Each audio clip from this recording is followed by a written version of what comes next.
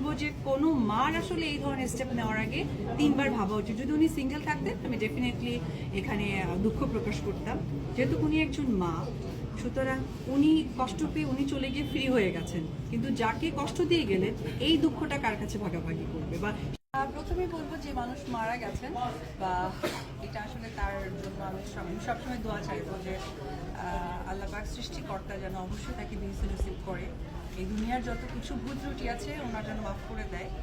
তবে আমি একটি কথাই বলবো যে ব্যাখ্যা দিতে চাই না, বাট কথা একটা বলতে চাই, সেটি হচ্ছে উনি হয়তো বা কোনো একটা সাইড থেকে কষ্ট পেয়েছে, ডিপ্রেশন হয়েছে, যার কারণে উনি এত বড় একটা অ্যাটেম্প নিয়েছেন। তো উনি তো স্ট্যাবলিশড একজন মানুষ ছিলেন, উনি লাইফে অনেক কিছু দেখেছেন, বিয়ে করেছেন, সংসার হয়েছে, বাচ্চা হয়েছে, তো ওনার দায়িত্ব বা দায়বদ্ধতার আনন্দ বা সবকিছু কিন্তু উনি একটা সময় পার করে দিয়েছেন। কিন্তু ওনার যে ছোট বাচ্চাটা আছে সে তো পৃথিবীর আলো বাতাস আগুন পানি মানুষ ভালো মতো দেখেনি।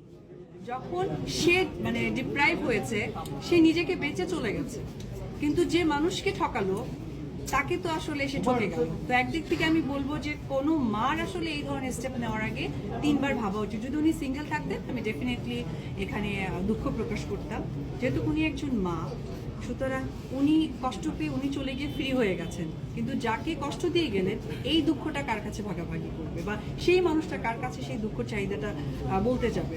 তো আমি একটি কথাই বলতে চাই যে আসলে নিজের সুখের থেকে যখন কারো দায়িত্ব আমার কাছে চলে আসে তার সুখটা